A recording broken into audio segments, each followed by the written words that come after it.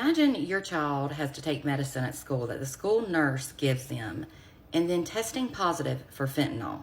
No kidding.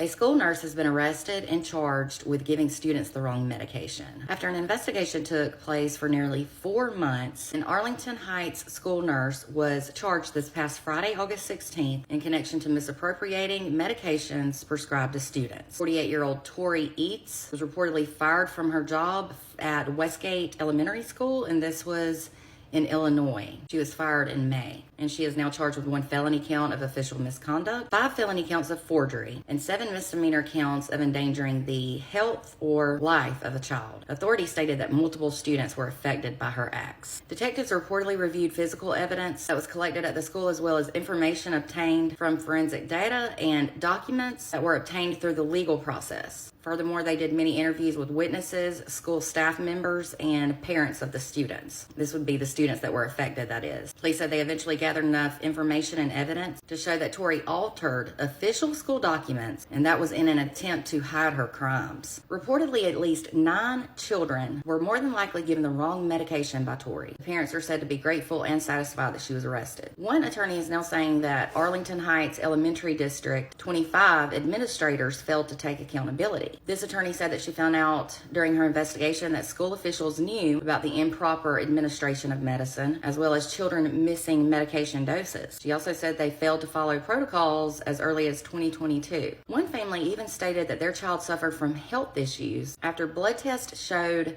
signs of excessive aspirin intake, as well as fentanyl. Y'all, I would be so irate if my child was given fentanyl, or anything they're not supposed to have, but especially that. Now, on Friday night, though, the superintendent sent out a message to families that said as soon as they were made aware of Tori's alleged misconduct in April, they immediately contacted the local police as well as the Illinois Department of Children and Family Services. The superintendent also stated they cooperated fully into both investigations into the alleged misconduct. Now, in late April, the former superintendent placed Tori on administrative leave, and the school board ended up firing her 2 weeks later. They said there was gross misconduct committed outside the scope of her employment, along with multiple unauthorized violations of policies and procedures and willful insubordination. She was arrested on Friday and then processed and released, and she was due back in court today, but I have not seen an update yet about how that went. The school district has now changed procedures on how medication will now be given to students throughout the school day. Now there will be a nurse along with a witness of either another nurse or school administrator who must verify any prescription of controlled substances that are dropped off at the school by parents. Also, the second person will be required to do a check each week of the nurse's office, make sure that medicine bottle contents match a written description of the prescriptions and the amounts of the medicine. Now, if there are any controlled substances that are ever missing,